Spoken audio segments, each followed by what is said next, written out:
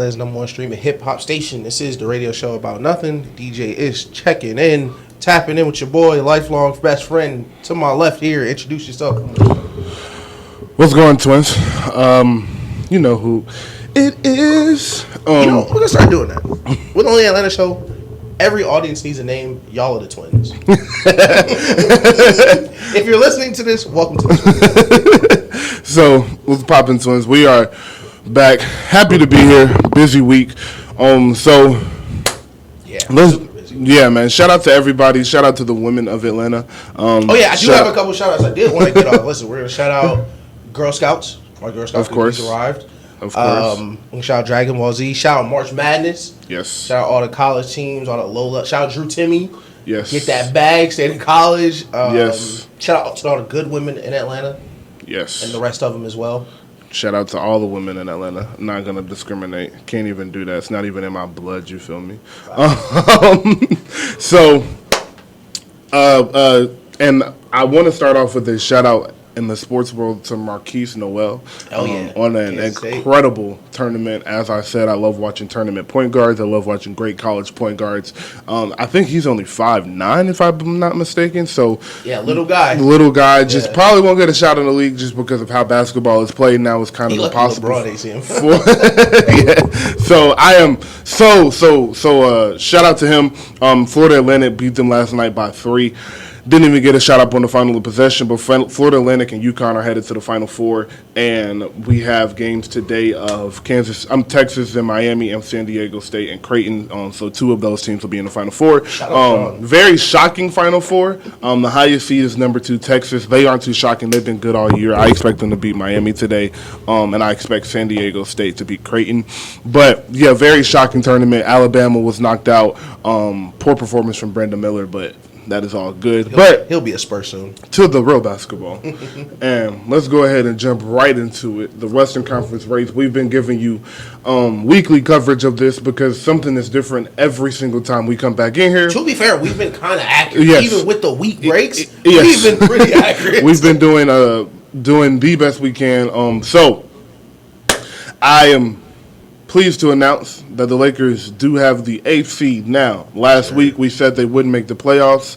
I didn't think they were going to make the playoffs, honestly, because I didn't think Anthony Davis had it in him. He proved me wrong. LeBron is coming back either today or Tuesday.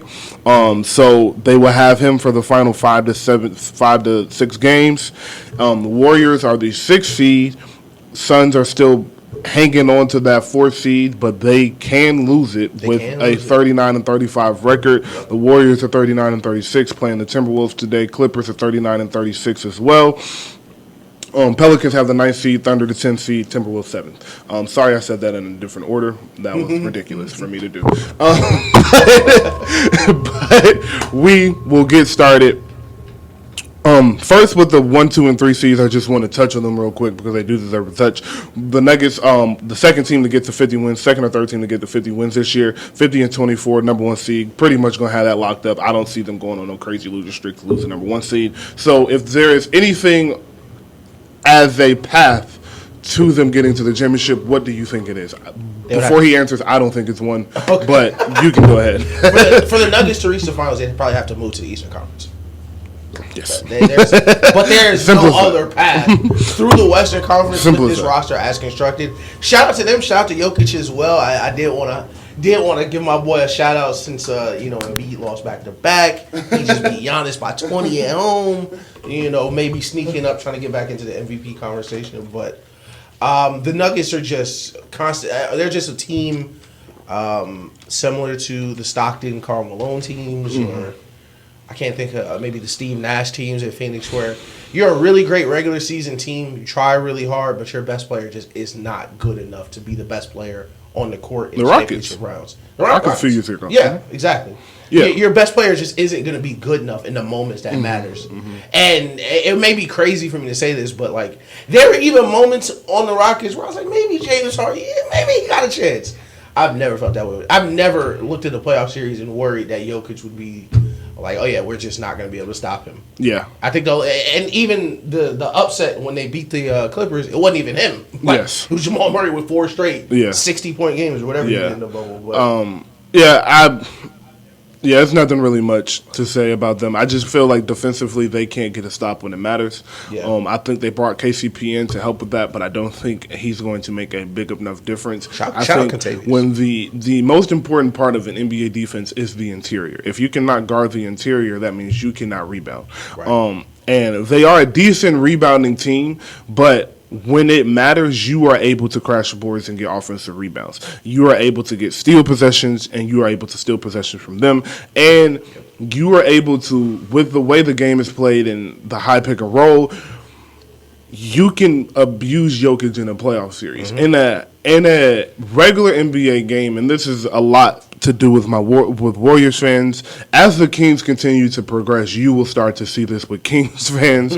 I truly believe, but it's a lot of, well, why don't you just run pick and roll with Steph? Why isn't Jordan Poole and Draymond just running pick and roll all game? Because, obviously it can't be stopped. And it's simply just because you have to work on these sets, because these sets get you buckets in quarter 2 and 3 when you need easy buckets. Exactly. It gets you an easy layup. It gets you a wide-open three-pointer. Mm-hmm. So these sets are important for you to run them time and time again, so you get to use to catching the ball, how you're going to catch it. You should come off the screen, how you're going to come off the screen. So that's why it's important to run these game reps as hard as you can.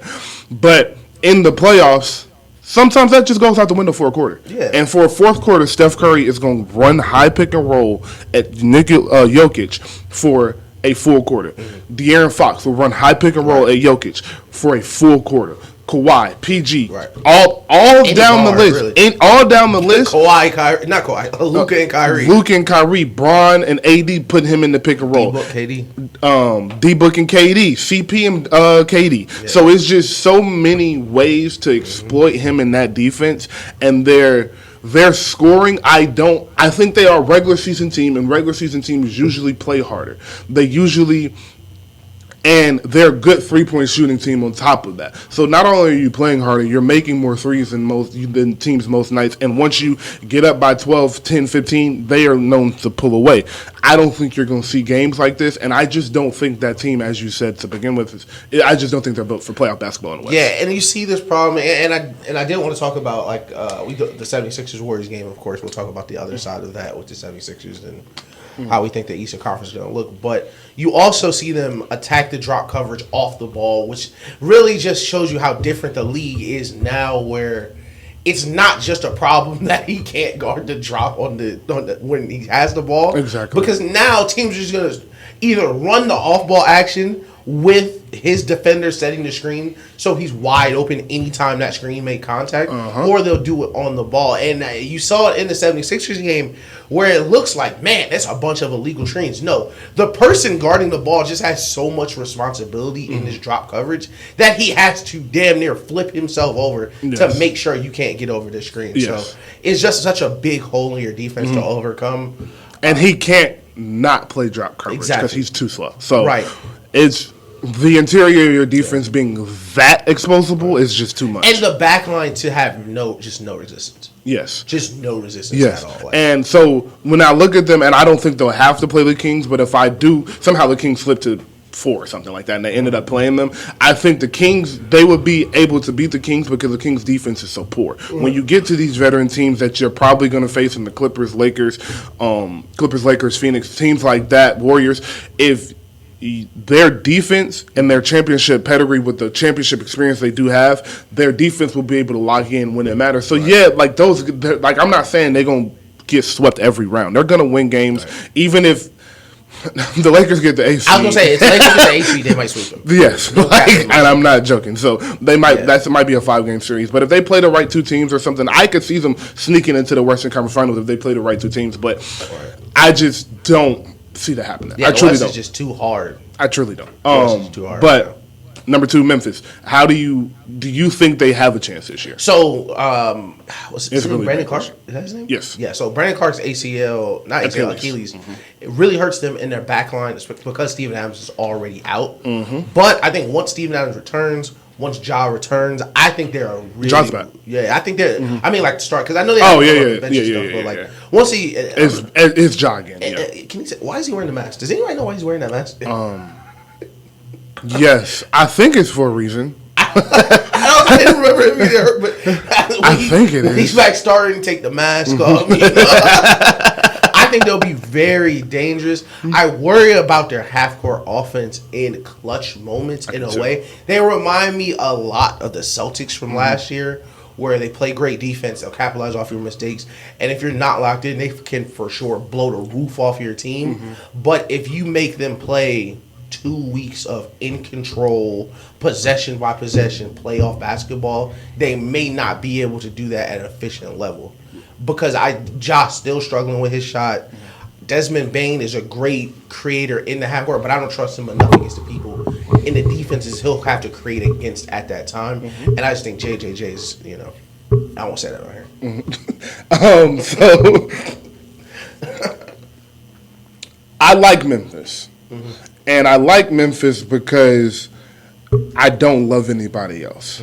Last year, I loved the Warriors. I didn't think it was anybody that was realistically going to beat them, except for the Lakers. Because of LeBron. Like, if LeBron gets in playoffs, that's one thing. But once that was out of the door, I just really didn't think it was nobody that was going to beat the Warriors 4 times last year. This year, with the Wiggins, with how small they are, I don't feel as strongly about them. I still think right now, I would probably pick them, but it wouldn't be like a confident pick. Right. And because of that, and because I don't know how the Suns are going to look together after playing 10 games together, maybe, with that core. Maybe, yeah. And those moments that those clutch situations matter, defensively and offensively. We haven't played with each other, so we don't know what set we want to get to into maybe. We don't know how we want to rotate on this, or even if we do, I don't know that you rotate this way, so I need to guard. Like, it's real detail. Like the auto switches, the auto defense. And there's things in the playoffs where these situations are so important.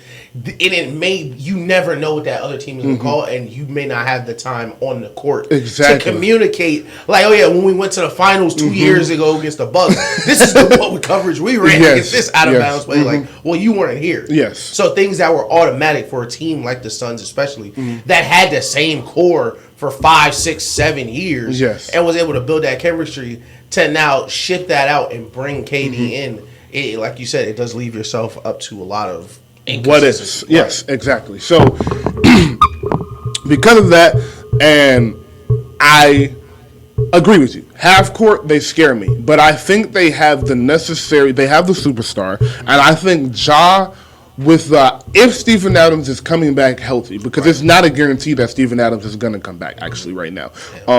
He's going to get reevaluated next week, the last week of the season, and they'll let you know then, but there's not a guarantee. If he doesn't come back, I don't think they have a chance. This is with Steven Adams coming back, with the way Ja is able to run high pick and roll with JJJ and Steven Adams towards the end of the game, and just how hard it is to stop him from really getting into the paint, and how automatic his floater has become. I do think half court wise, they will be able to get the necessary stops to where they won't even have to score as many points. And when the points are really needed, I think Ja can get it done. That's simply why I think they have. Because I think the West is so close. Not even think. I know they're so close, and there's a lot of inconsistencies and a lot of holes in all the teams. I think most of these games will be close towards the end of the game. So it will just come down to who got the best player on the court. And I think in a lot of these series, even if you're not looking at Ja playing the Suns and saying he's the best player, or even if you think De'Aaron Fox might be a little bit better than Ja, I think Ja is more prepared for the moment, and I think he has probably the best supporting cast out of all the superstars that are left. I definitely agree that they're probably the best balanced team in the West. That's a better word than supporting cast. A better balanced team. They're so balanced. Offense, defense. They play in all aspects of the game. There's no aspect that they're not trying to. They'll post up with JJJ. They'll run a high pick and roll. They'll run Desmond Bane off screens. They make you prepare for a lot of different things. So I'm not mad at the Grizzlies. And they smother you defensively. And they do smother you defensively. They're a very physical team. Yes. I do worry about them because they are they do feel so much like the Celtics last year, because they do feel moments where they do make immature decisions. Yes. And that does worry me.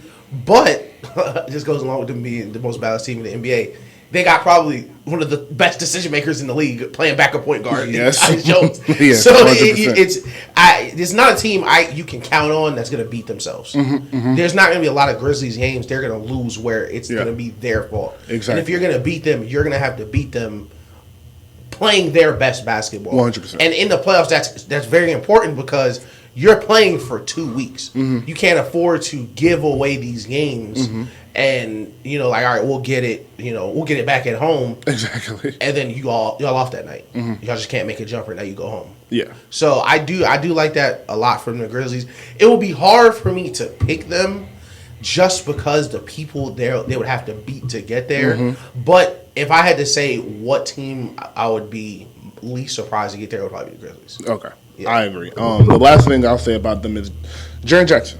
He has to stay out of foul trouble. And I don't know if he's capable of doing that because he has not done that. So I think you play to, not I think, again, I know you play to your habits. In the NBA, you see this is habitual for a player, so he will do this in the playoffs. It's not just going to stop. Yep. I'll even say the superstars, their negative components, like Steph Curry and LeBron, I think it's their turnovers. Yep. That does not stop in the playoffs. They have they're pick and choose, but in the first quarter of a playoff game, you'll see Bron throw a really stupid pass. Yeah. You'll see Steph throw crazy over the head pass or the Draymond get picked off easily. So I think even the superstars, their bad habits are the bad habits. When you start talking to B-plus players like Jaren Jackson Jr., your habits are definitely your habits. So I just don't see him stopping the fouling. And if he's not on the court, they're not going to beat the best team. And that is why Brandon Clark's injury was so important because with Steven Adams already out, Jaren Jackson has to play a mature game on defense because they literally just don't have the bodies to replace you. Without him in the middle, they have little to no backline defense for real.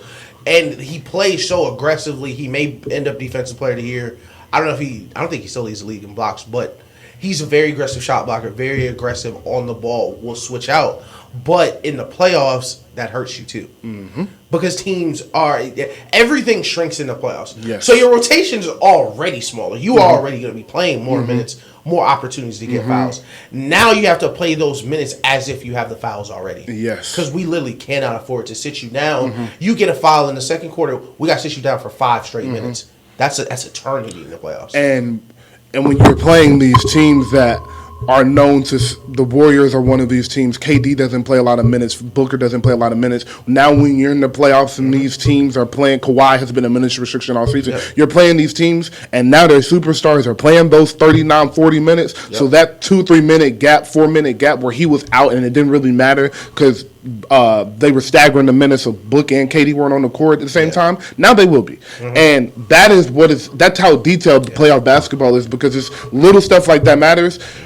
The 2-3 minute stretches, closing quarters, that's something that does worry me about Memphis and being a younger team is like, are those little moments? And it's like, when you hear every possession matters in basketball, it's kind of crazy because there's so many, but they really do matter. Every single one. And the longer the series get, the more the possessions matter. And that just youth in Game 6 and Game 7 when it's like, all right, we got the crowd into it. Dylan Brooks throw up a 3. Then Jock try to go in and dunk and miss. And now Jaren get a foul. And now it's a 6-7 point swing. And now you down 4 or 5 going into the half where you had the momentum. Now you don't. It's simple things like that in the playoffs that can literally just change a game. And I don't know if they're ready for those moments. But again, and that's my thing. And we are so Steph Curry Warriors leaning that I do try to play in the middle sometimes to balance it, of course.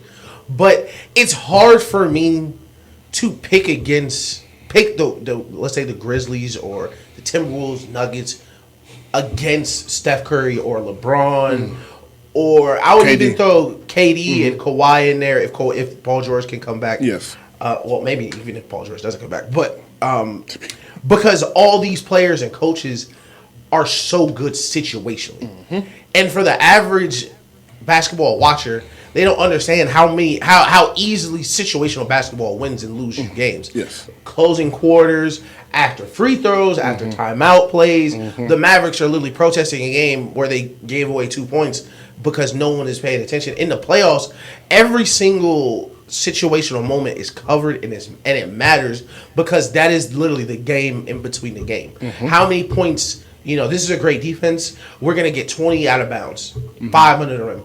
How many points can we steal here?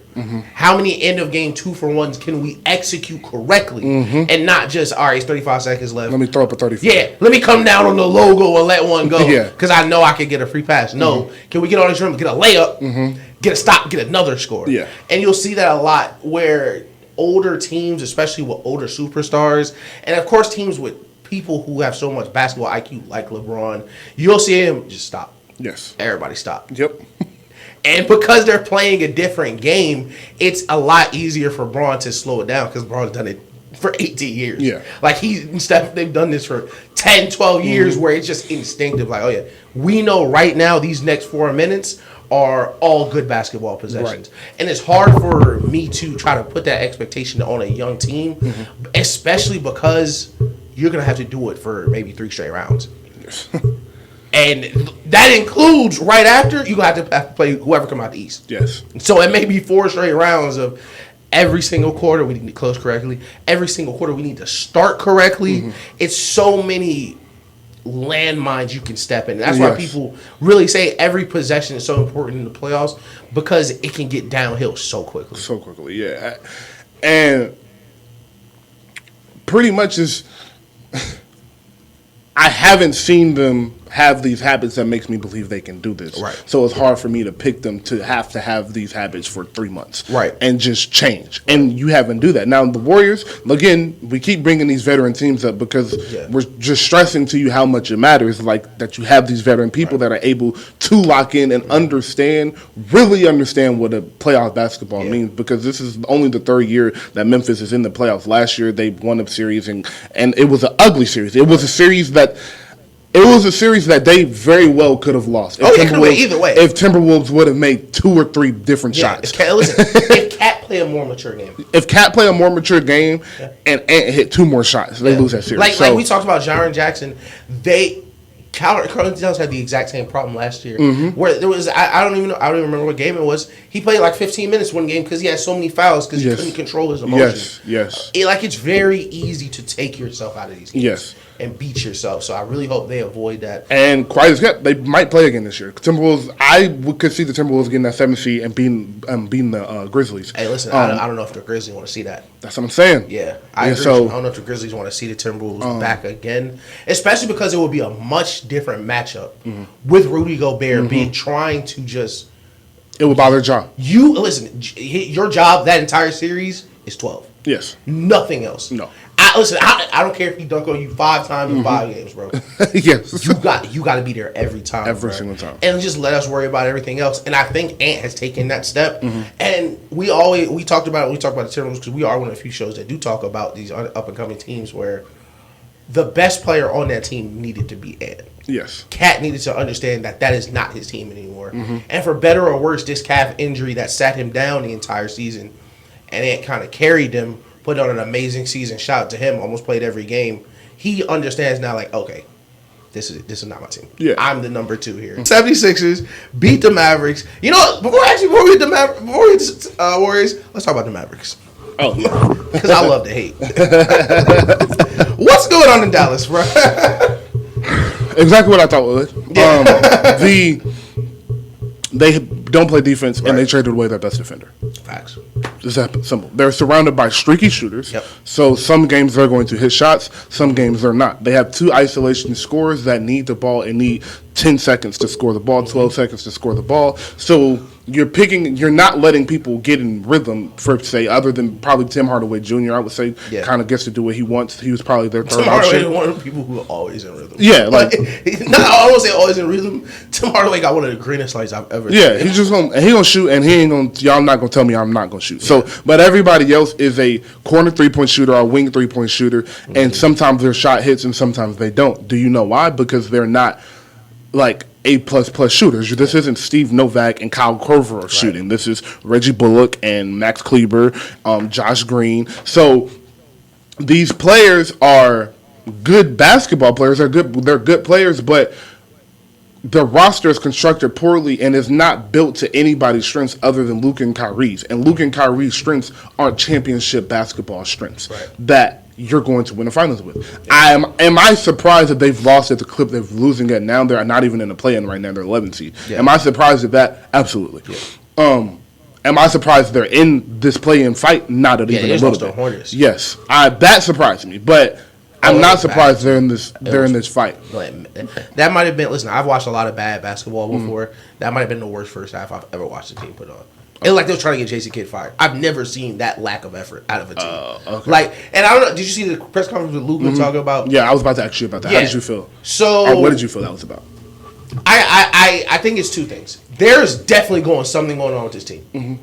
However, I think someone needs. And Luka's from another country. I don't know where his, who's in his ear, giving him advice. I know him and Braun loves him. I'm sure it's NBA greats like Dirk that would love to talk to him, but he's talking about being so miserable during the games. And everybody knows, I was one of the first people on Luka telling people he's going to be the star. Listen, you cannot complain for 40 minutes doing something and wonder why you're not enjoying it.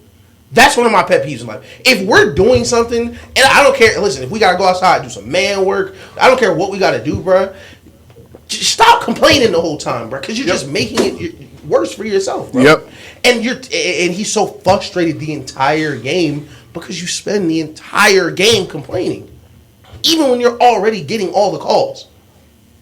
I could understand if you weren't getting the calls and you had a point to prove. Sure, you get all the calls already, Luka. So I think someone needs to tell him, like, man, you really, because you're the leader of this team, and if you are not emotionally, I don't even want to call it like, everybody don't got to be Kawhi. Yeah. You can lose your cool over a blown call. We seen Steph throw his mouthpiece. Braun, on his knees after the game. I saw Tim Duncan get a couple texts. Like, everybody, you can get out of body, bro. But when you appear mentally weak, there you go. That is what your team sees. There you go. Even if you are not mentally weak, that is the message everyone sees. Yes. Your coach sees it, the other team see it, and your teammates see it. So when it looks like you're checked out, that is how everyone else is going to respond. Yes. And that's what you see in Dallas, where Jason Kidd's like, I can't understand our effort. Luka, I don't understand our effort.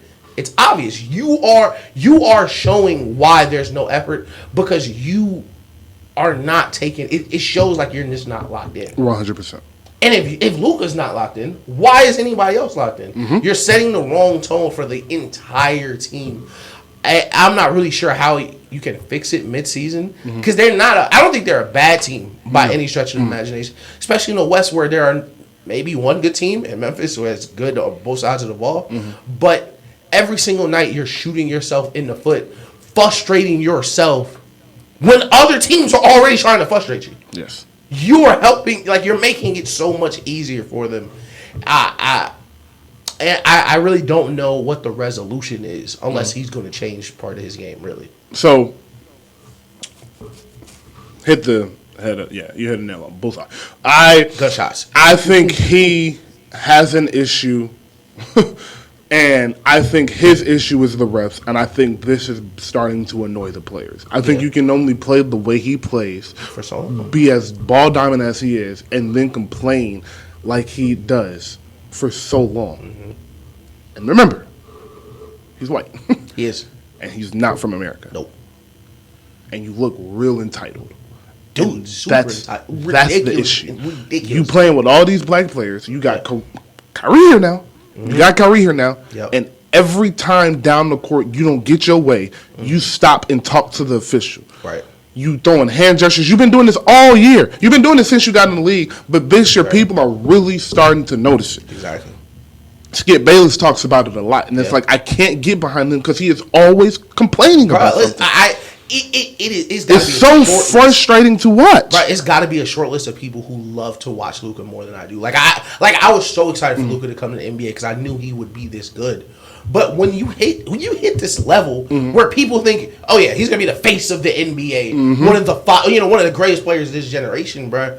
There are things that are gonna be under the microscope. Not even want to say under the microscope. Like, there's just gonna be things we don't ignore, bro. Yes. Like, and I can understand, bro, if you're not getting these calls, you're trying your hard, and you're just hooping. You're not trying to get these calls. Yes. And niggas just foul you. Yes. If people were just foul you, I get it. Like Steph, I say it all the time, Steph should be way more frustrated than he is. Yes. But, listen, he's a Christian. He loves his life. I understand. He's Steph. Luka, you're foul baiting, jumping into people. You're doing everything they told y'all to stop doing to get these calls. They really told y'all to stop. And still getting the calls. And you're still getting the calls. And what a lot of people are saying too, and a lot of people people. I used to say, people are gonna love to play with Luka. He's gonna make the game easier for people. You know what makes people not want to play with Luka? Mm-hmm. When Steph Curry gets a screen 30 feet from the hoop by your man and does a right hand layup with the game on the line, because you don't slide down to cover the pick. Yep. Y'all lost the game on a right hand layup. Yep. To the best shooter ever because they set the screen outside the 3-point line and you couldn't get under the free throw line. Yep. And at some point, bruh, the little stuff gotta matter. Yep. And that is the problem with the way the Mavericks are playing, where you see other teams like as we move farther from teams, things get wiped away where we don't remember the little details unless you were really there. Mm-hmm. But the teams the Mavericks are trying to emulate that outscores you also played at least somewhat defense. Yeah. Even if they were not great defenders, they were never so out of position with the game on the line that you could run in and do a warm-up layup. Yes. The most scrutinized player on the court. Yes. And then after that, you're throwing a tantrum. Why are you mad? We should be mad. You just dribbled around for 45 minutes and then lost the game on the last play and you're upset at us? You didn't guard. It came down and then got trapped in the corner and went up and threw up a layup and then acted like it was a foul. Okay, hold on. I got to say something about this. For you to bobble the catch and then do the money gesture like someone made you bobble the catch, like you were open, catch the ball. You dropped it and then you were on the baseline. Didn't nobody push you? You dropped the ball. It was a perfect. Draymond's hands were up the entire time. It hit you in 10 fingers. All you got to do is catch it and go up. But you bobbled it. Now you out of position. Oh my God, it's Draymond hitting ball. You're not getting that call of Draymond right there. No. I think Drake had like 5 too. Yes. And if you get it, I promise they will challenge it. Yes. Because it wasn't a foul. It's so frustrating watching this happen, especially to this Dallas Mavericks team, because I was very excited about this Dallas Mavericks team.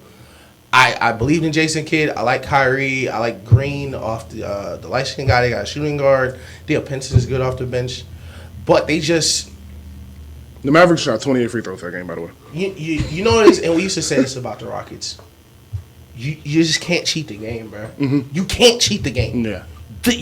Whether you want to say the basketball gods won't let you or your karma, you cannot cheat basketball, bro. Yeah. And you're not going to compete with these teams doing it the right way, thinking, all right, let's score 136 tonight. Like, what? It's impossible. You're not bigger than the game. You're not better than the game. You're not going to look at this game and say nobody in history has done this. Yeah. The niggas we call the greatest ever. Magic, right. Mike, Kobe, Bean, Bron, all of them. Nobody did it with this type of basketball you played. Right.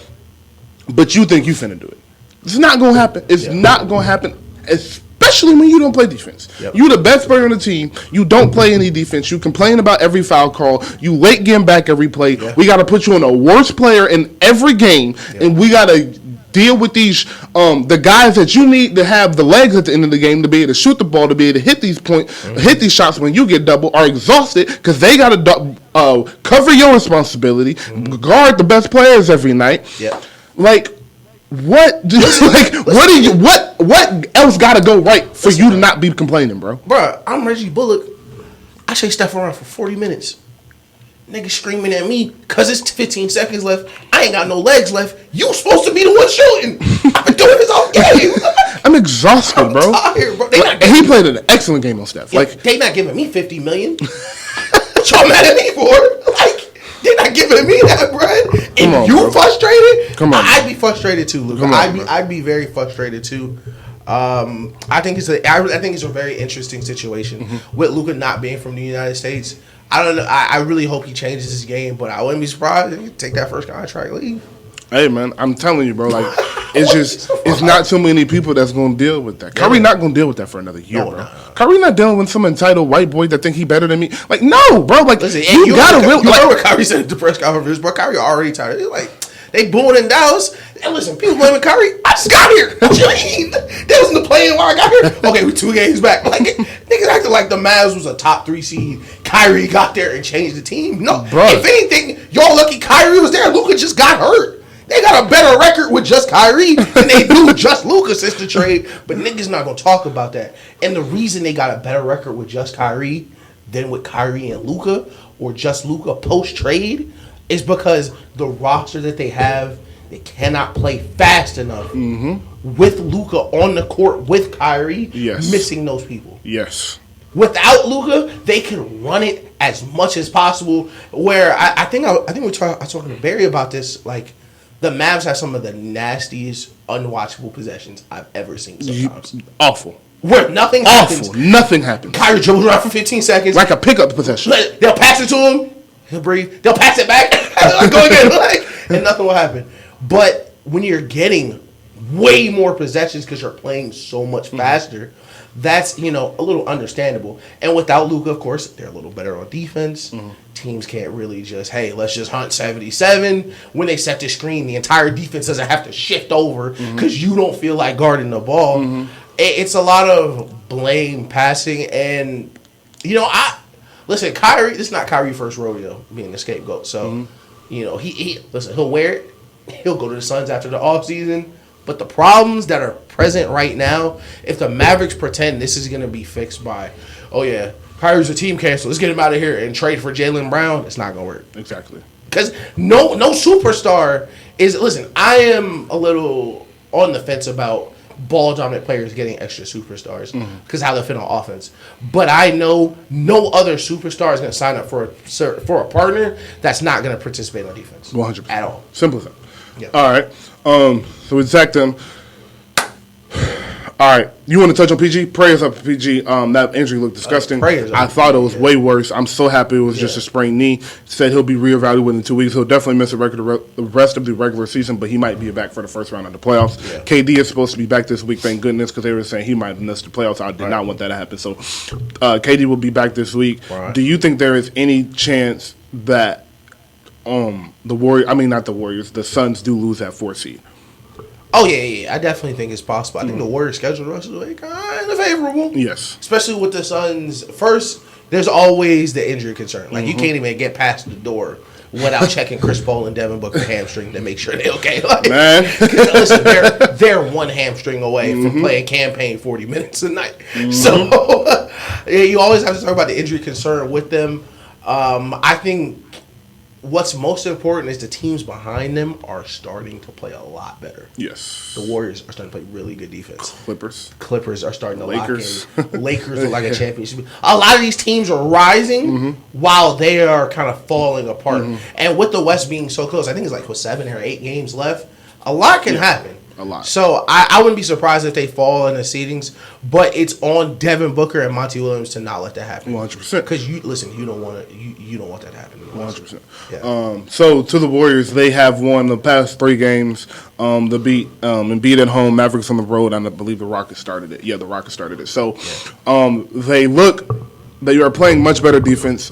They're getting Gary Payton the second back today against the Timberwolves. They play at 8:30. So shot to mitten. What have you seen from them that is giving you any more optimism than you already had, or looking at it more negatively than you did? So listen. So we have both, me and you, independently have sent several, let's say, encouraging letters to Steve Kerr about his rotations. And what I saw, and I thought I'd never see it, Steph Curry played the entire 4th quarter versus the 76ers. He looked amazing. Yes. Jordan Poole, I think, did he play the whole 4th? He came out for like a minute and a half. Jordan Poole played majority of the 4th. And I'm such a nerd. I don't know if y'all watch the post-game press conferences, but I would recommend watching post-game press conferences for certain people if the game was important. And I very seriously feel like that 76ers game, especially, you can kind of tell just by the shots that went in, it kind of like, oh, thank God for Jordan Poole, where he's hitting these shots that he was hitting last year, and he felt he should have been hitting all year. This has been his worst shooting season since he went to the G League. He hadn't shot 50% in game in like months. But you saw him hit these shots. You saw him hit the pull-up 3. You saw him create, and his turnovers these last 3 games have shrunken. I think he had like 1, 2, 3 turnovers. He has 0. No, he has 0 against 76ers. No, in the last 3 games. I think he always has like 2. But they asked him after the game, what felt different. He said opportunity. Having that, and you having the entire 4th quarter because when he comes in the game, it's a lot to ask someone to beat Steph Curry. Yeah. And he has to come in the game, facilitate, score, feel what everybody's doing, and these are all different players, so it is a learning process that this is an entirely new bench he's running with. Yes. So in rotations last year, it used to be Andrew Wiggins, used to be Otto Porter, GP2. He got used to that. Nah, you said these are Jermichael Green. These are brand new people. He's out there with Jermichael Green and Anthony Lamb now. You know, his role is a lot different. And he talked about it on defense, but listen. And now the help is different. Exactly. Because of who's on the... So, yeah. But, listen, we talk about it all the time. It's almost playoff time. Rotations go from 9 to 8, and we get down to 7, where you're not going to have to play with Anthony Lamb for 4 minutes versus Milwaukee, you know, trying to figure that out. But I was very, very encouraged by how they play defense. Yeah. And listen, Joel Embiid, like 40-something. 46. Did a pretty good job. Like, they did all you could do. Listen, I watched every dribble. You know, sometimes it's just good too. You know, Joel Embiid gets paid too. Bro, he was hitting some shots and I was like, all right. It's like, damn. Bro, that fadeaway he hit on the right side was like, okay. It's like, damn, take it out. Get back up. Yeah. Good shit. You know, it's just so a much. 7'2" nigga hitting the turnaround fadeaway off the glass. It's like, whatever. Man, Looney denied the post. He tipped the pass out to the wing. He caught it. Said hezzy, got back to the middle, spun left. Like, listen, if he's gonna do that, bro, he's gonna score. Like, yo, he's just a better man today to him. Oh God, bro. Hopefully 3 more than 2 that day. And that's really all it takes. But I think, and the last thing for Jordan Poole is he has to remain decisive. And we've always talked about this where he cannot second guess the choices he's making while he's making one. There you go. Just go. I would rather you be wrong and, all right, I get to the rim. Damn, it's not there. Let's try to get some contact or, you know, let's still try to put it up because I'm a great finisher. Then, all right, we're going to go. All right, let's stop. And then, all right, let me try to give him another move. But you just watched the Warriors, so. So, agree with you on Jordan Poole. I think Jordan Poole just got more decisive. His effort on the defensive end looks different since the Hawks game. Like, the Hawks game, I saw like the effort really be piss poor, and I saw the game before that too. I can't remember who they played before that, but I saw those 2 games. The effort had been piss poor. His shooting had been awful, and he got benched. Like he came, I remember because he came in for like 2 minutes against the Hawks and gave up a bucket and like turned the ball over something. Steve Kerr sat him right back down. Yeah, and I was like, this is gonna be the game that make or break him. And since that game, the Houston game, he looked great. He looked great against Dallas. He looked great against Philly game was his best game of the season by far. Oh yeah. And I 19 to the 4th is ridiculous. I really do believe that the opportunity is there. I think the rotations and who he is playing with is going to make a big difference. Him staggering his minutes with Clay and hopefully hopefully Wiggins comes back soon. So Clay and Wiggins on the court at the same time as him. Or when GP coming back today, that'll help him a lot because it'll give him another threat cutting to the basket. Yeah. I think Steve has done a great job of staggering Looney's and Draymond's, and I think he plays well with both of those. So both of those players. So I really just think he's been put in a better position these past few games, and he has been more consistent. His moves have been way more decisive. I don't know who told him. Probably Steph, but.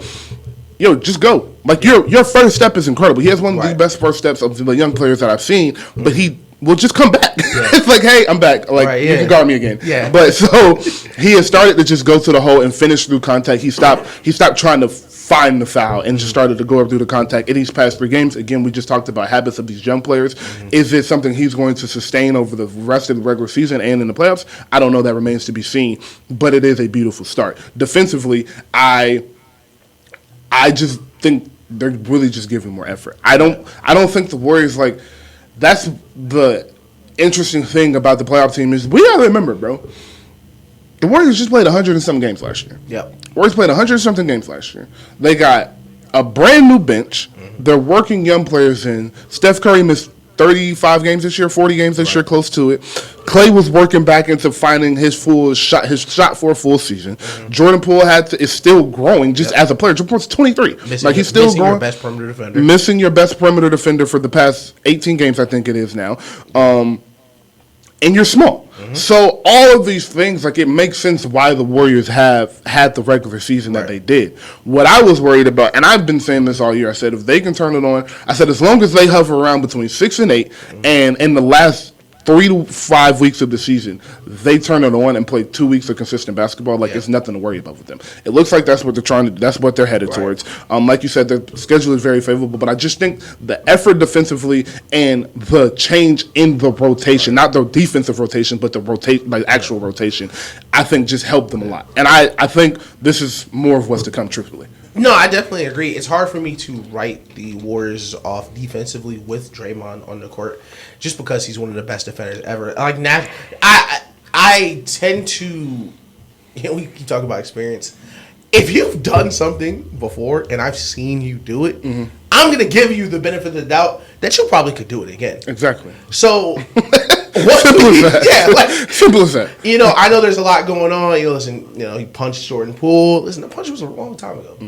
Right now, it was a long time ago. I've seen it the last couple games where Draymond is taking steps forward every night almost, where this defensive effort is not going to be optional moving forward.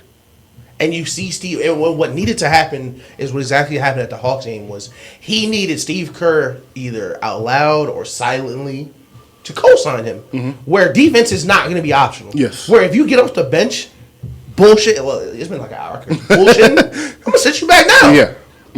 And once that tone is set, it's like that. And once that tone is set for the team, it's not like damn Draymond barking. It's like, oh no, this is what they've done for the last 10 years 100%. to win a championship. Yeah. And for better or worse, we talk about all the time.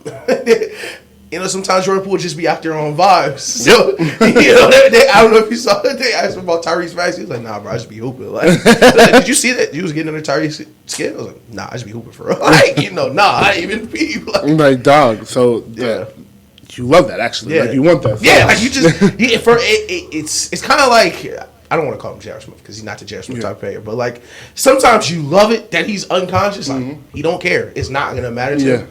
Other times, you wish he'd be a little more discerning. Yeah, exactly. But I would say lastly about Draymond is something I've noticed, and this has been a consistent thing all year, but he's been coming in and out of this, but he's being very aggressive offensively because I think he saw last year in the finals that, all right, teams can beat us if they literally just don't think I'm going to shoot the ball. Right. So he has been... Last year and the year before, I understand we kind of terrible, but last year more so, he would pass up a lot of layups, and he would, if it was somebody guarding him, he wasn't shooting the ball. He was going to get the ball out of his hands.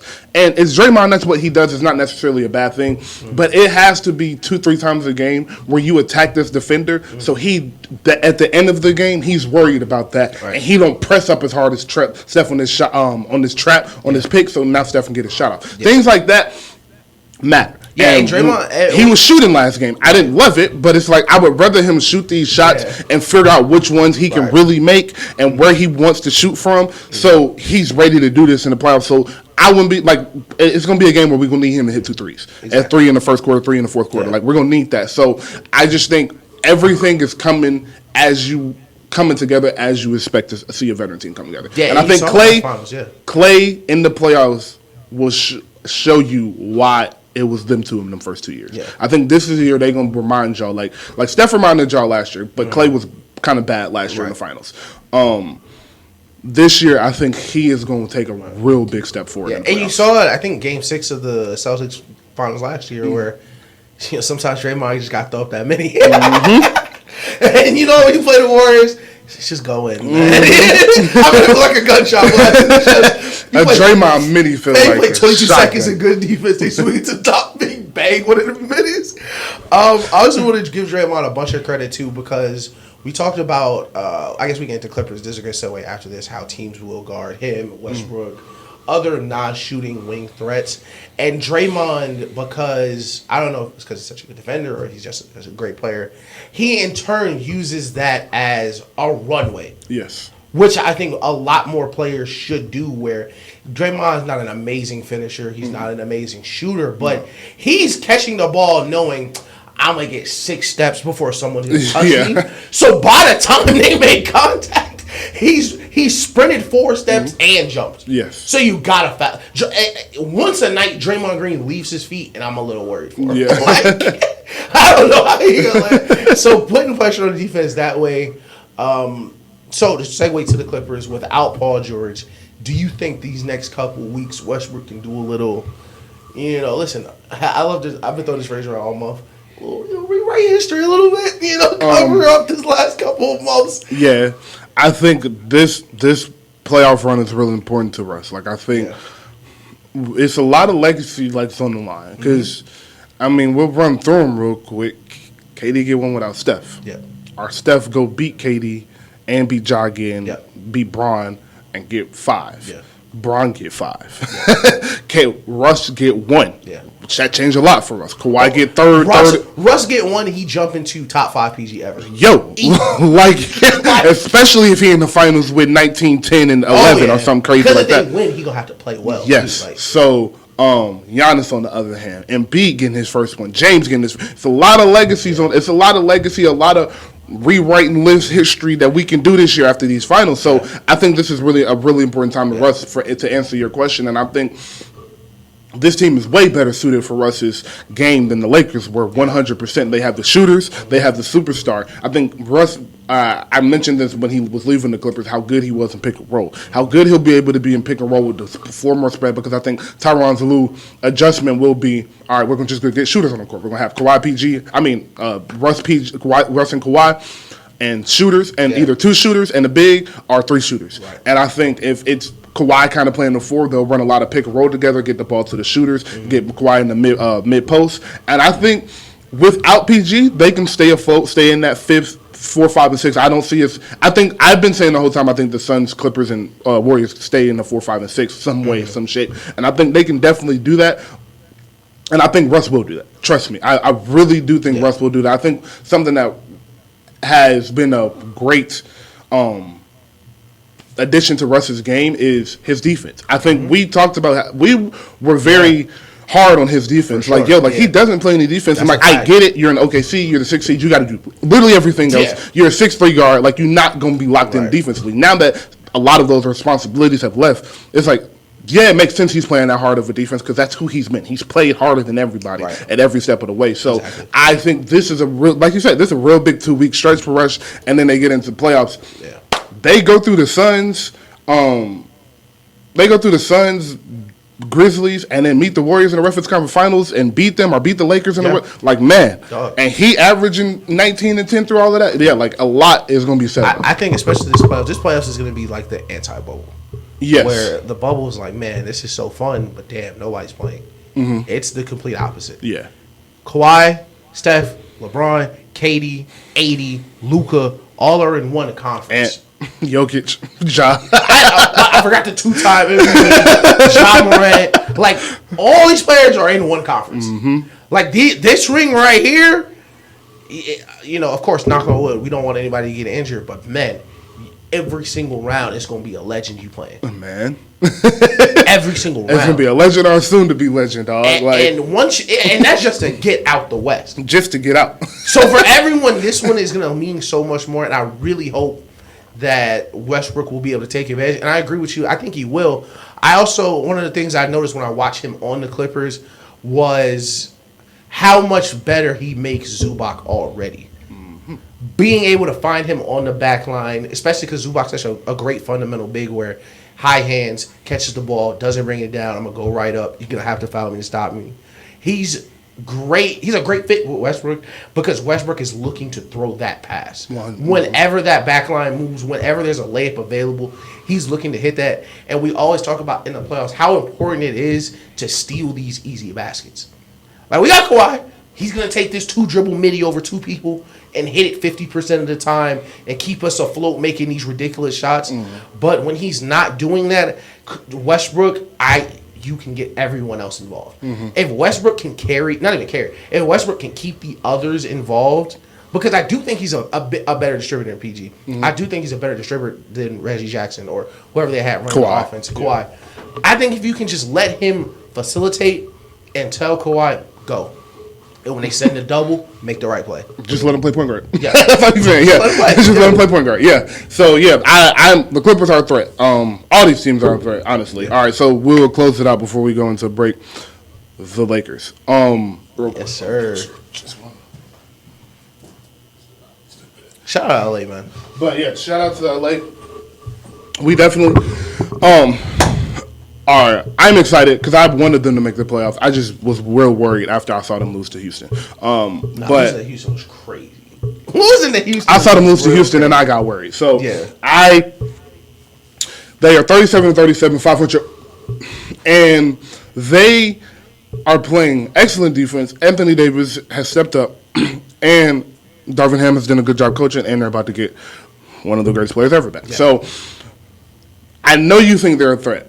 I would like to know what you think they need to work on for you to pick them to get to the finals. Are you to see them in the finals? Like, even if you're not going to say like they're going, like, what do you need to see improvement on? So what the Lakers moving forward, the only concern I would have for the Lakers would be half court offense when Braun gets back, because the way they're playing now is kind of how the Bucks play with Giannis, where we have this court warping superstar. So we're able to put a bunch of Austin Reeves, Malik Beasley's, Jared Vanderbilt's, players who lack offensively in certain places.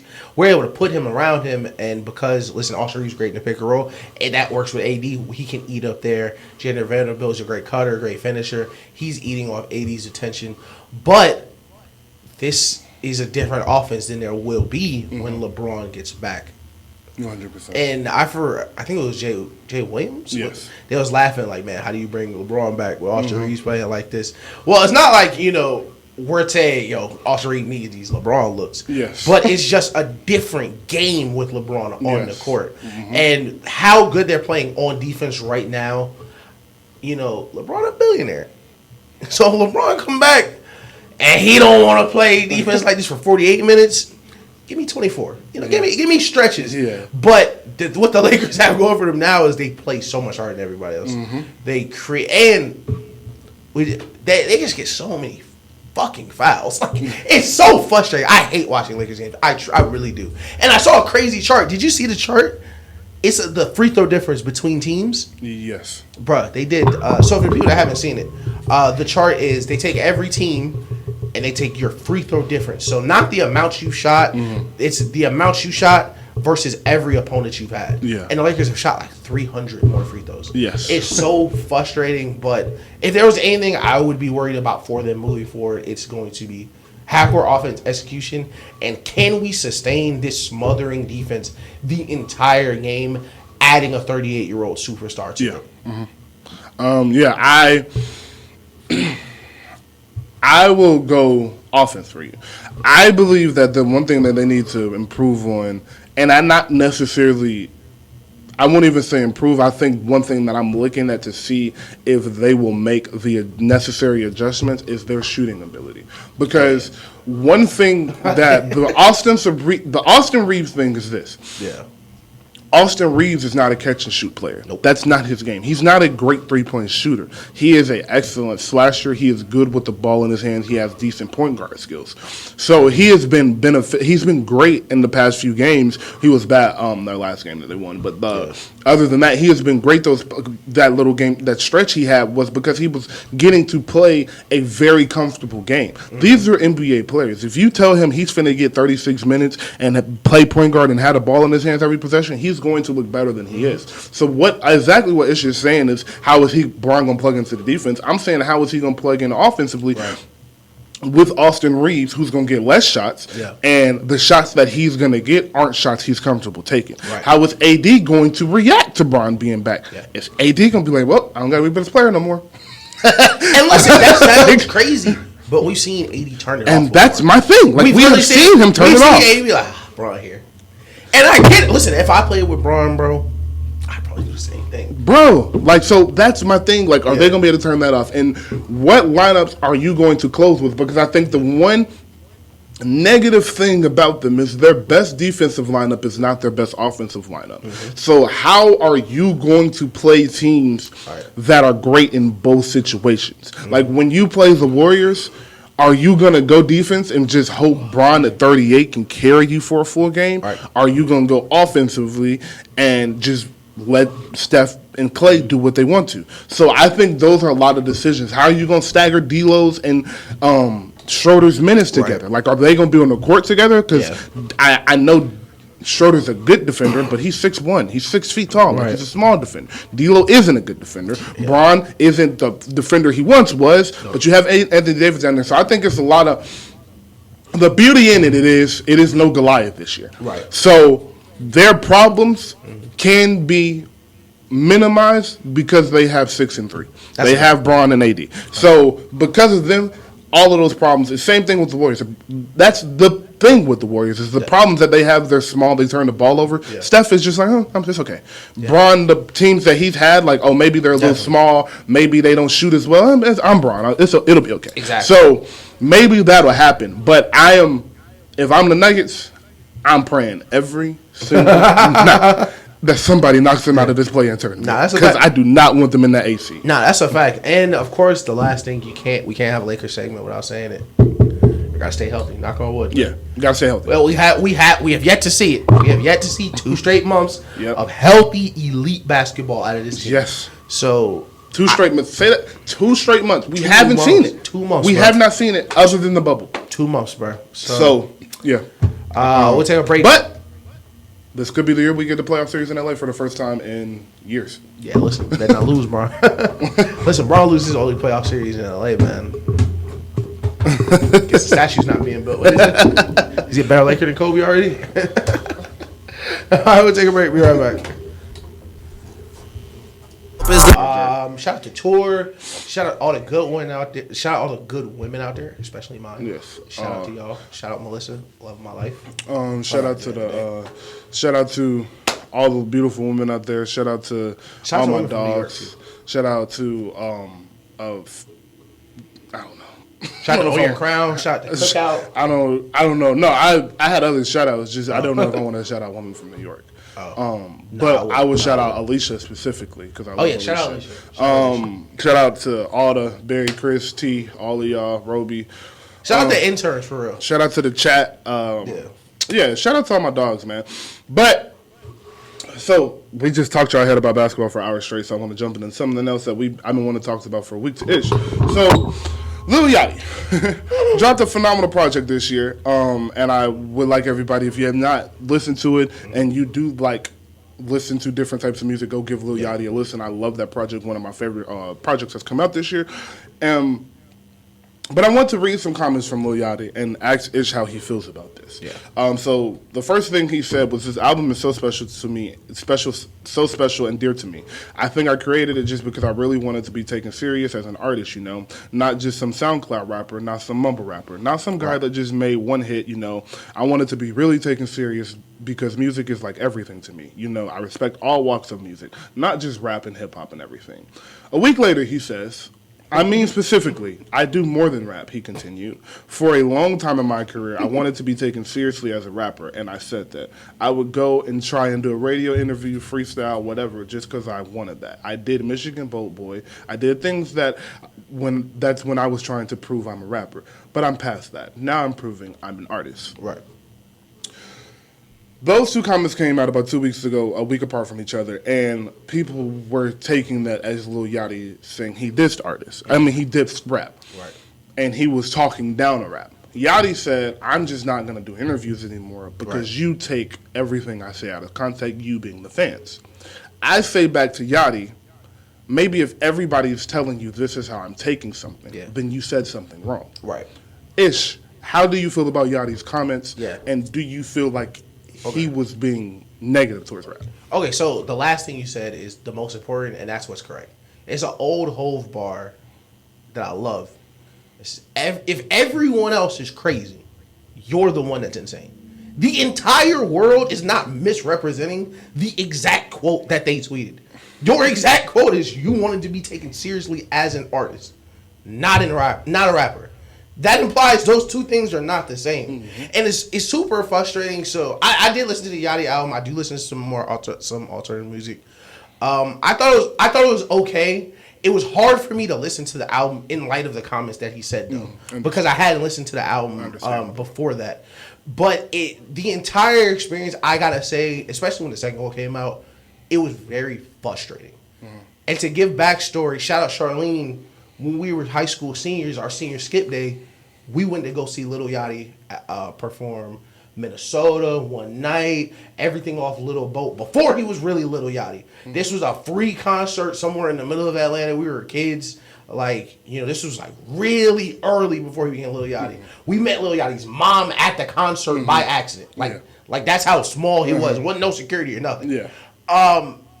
And what I appreciated about Lil Yachty, even though I wasn't such a big fan of his music per se, but even on like features, he got that feature with Chance that I really love, where he's talking about how much he really loves rap. Yes. On the feature, he's talking about how much he really loved cover art, how he really loved all this stuff that people aren't doing. Yeah. And then, like, if you would have told me then that in 2023 he would make an AI generated cover art and diss rap music in the same 2 weeks, I think it would be no way that would be possible for someone like him. But what you see a lot of times where people who blow up a certain way in rap that are not able to sustain that, they then turn it around to, okay, no, they're not taking me serious as an artist. And you see that like Post Malone did it. Okay, my rap's not selling well enough, it must be rap. No, you need to make better music. Yes. Like, if you made better music, Yachty, people would take you seriously as a rapper. Yeah. Because Kendrick didn't have to make an alternative album. No. Wayne didn't have to make it. Drake, all these people. You're not the first SoundCloud artist, bro. Thug, Cardi not even a rapper, and they take him more seriously than you as a rapper because you don't rap. All these little kids, little kids, that's out of body. All these newer rappers on SoundCloud that were your peers are still making rap music, and people respect them. So I think it's very frustrating when you see artists, especially post blow up, just, and I hate to use this word, but like, why are you shitting on the fans that are the reason you're Lil Yachty? Yeah. Like, even if I'm not a huge Lil Yachty fan, why are you he had another quote talking about how like all his old music he don't really vibe with. Yeah.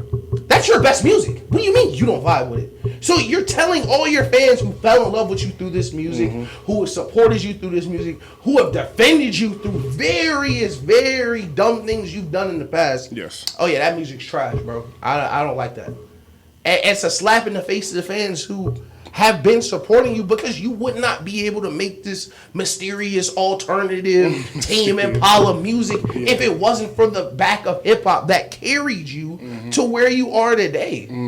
And the last thing I really like, my last thoughts was, I hope the white people fuck with it. I hope it work out for you. Yeah. I really do, because it's no other side of that.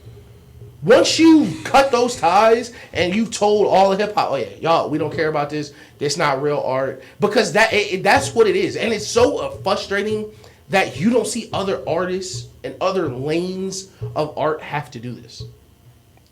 And not even if it's just a Lil Yachty thing. Nobody ever goes like, man, Denzel, hell of an actor. Wish he dropped more music. Like, damn, Steph, crazy shooter. Can't hit a curveball. Like this, that's not what he does. He's not a baseball player. Yes. Denzel's not a singer. Yes. You are a rapper, bro. If you think you need to go to another lane, another genre, another avenue to get your respect, it's because you're not doing enough in that lane. Yes. And you need to look in the mirror and realize that is not, like, once you get to blaming the fans, it might be over. And I don't want to say it's over for Lil Yachty, but like, and I don't mean like in terms of him being popular. I mean, once you get to blaming the fans and the whole world, sometimes it's the artist is too far gone. Right. Like we saw this when Chance dropped that Sorry album. He was like, man, y'all want me to kill myself? Like, no, we just want you to make better music, Chance. Like, nobody's turning on you. We're not kicking you out of hip hop, bro. But if your music is not good, people are just not gonna rock with it, bro. Simple as that. I agree, bro. I have a hard time letting stuff like that slide because of what rap has gone through. First off, it has been so many people that have been ridiculed, that have been taken advantage of. All name the list, name the crime. It's happened to rappers. Rappers have been gone to jail over rap music. DJ Drama, like people have literally dedicated their life to put rap in the space that it is now. Right. Another thing that frustrates me about these comments is if rap isn't art, and I don't want to say that he was saying that, but it sounds like he was. Yeah. It sounds like for him to say I need to move genres so I can be an artist, you're literally saying he's saying where I am now, I'm not an artist. Yes. So I need to go here so I can be an artist. And even if you're not saying that, at the very least, you are saying the rap music is a trap music museum and everything else is a high museum of art. Yeah. That's kind of how you're saying, like, this rap music isn't the sophisticated art that I want to be associated with.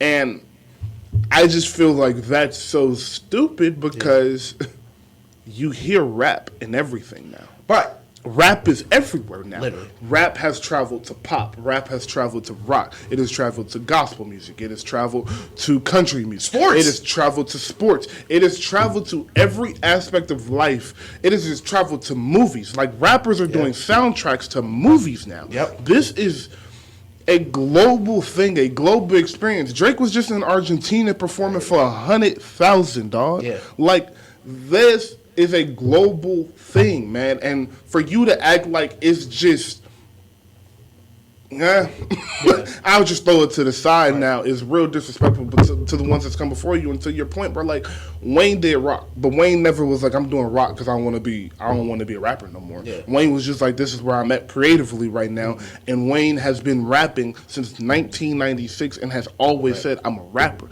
Hove is one of the most respected artists ever. Hove, one of the most respected artists ever. At every point of the way, says is a rapper. Yep. Has never dropped anything but rap albums. One of the best discographies of music of all time. Right. So, and then Drake does singing and R&B, but Drake has never just been like, nah, don't clarify me as a rapper. Drake has owned that as a rapper. Mm-hmm. Drake is a Canadian Jew. Yep. If there is anybody that can diss rap music and say, I don't need this, it's a Canadian Jew. Yeah, like, for sure. And he has took the step and said, nah, I'm a rapper. I want to be one of the best rappers, called himself one of the best rappers. And that's why he was so offended about the writing thing, because it's like, nah, I write this. I'm writing for other folks too. Like, I really do this. So all of these rappers, that Future is another one, and I'll take it off, like, we'll take it off the mega superstars and just bring it back down to Atlanta. Like, Future, you hear Future everywhere. Yep. You hear Thug, the Migos. Yep. You hear these niggas that you are dissing, that you're saying this art isn't really art. You hear them in every other genre of music. Yep. You hear these artists try to emulate them. And I promise you, the only reason you feel like that rap isn't art is because of them. And the only reason they feel like it's not art for real is because they can't do it. Yeah. And you, instead of taking that as something that is special and that makes you unique, you're acting like it's an issue. And that is my problem, bro. Yeah. White people, like, it's been 2-3 really, really respected white rappers. Yeah. Eminem, Mac Miller, and Paul Wall. Like, it's really the list. Yeah. Like, everybody else is like, yeah. I was trying to see if I can remember him. Like, it's like everybody else is like, yeah, he's a white rapper, but like Logic. Yeah, like, yeah, no. You know how I feel about Logic. Post Malone, we don't even care about rap music anymore. So this is a special talent that we possess that, like, you see people can't even really do outside of us, and you're acting like it's not art because they may not look at it, or the circles you're a part of does not look at it. And that is just real disgusting to me, because it's like, bro, like, this is so special. This rap music that you're talking about has fed people's generations of people. It's so frustrating. It's frustrating. It's frustrating first because Yachty already came. Our first introduction to him into the hip hop world was he didn't want to listen anyway from the jump. Mm-hmm. That was our first introduction, when he didn't want to listen. You know, we don't care about what the old head said. Mm-hmm. You know, the Joe Budden interview. Relax. How Joe Budden's. Listen, it's tough to see the I told you so moments where niggas just don't want to say it. Yep. But that Joe Budden, Lil Yachty interview, where he's trying to explain to him why you should know you're only getting 33% of your overall money, your bag, your net income. You should know things like that. So years later, you don't need to switch genres because you have money from this. Like Joe Budden seen that your longevity in this game is not. It's not guaranteed. It's not guaranteed. Mm-hmm. It's a lot harder than it look, bro. It's a lot. I would say it's a lot harder than it look, bro. When we are kids and we making these, we listen to these rappers and we rapping, we're like, man, I could do that. But to get to megastar or just a regular star and maintain that for years, it's a lot harder than it look, bro. And a lot more artists come and go than people think, especially at the age Yachty blew up. It's hard to instill that sense of urgency to like, fam, what Drake say? All that hype don't feel the same next year, bro. Because then it's expectations. Your lifestyle has changed. It's money you need to make to maintain your life. And your bills bigger. Your bills get bigger, bro.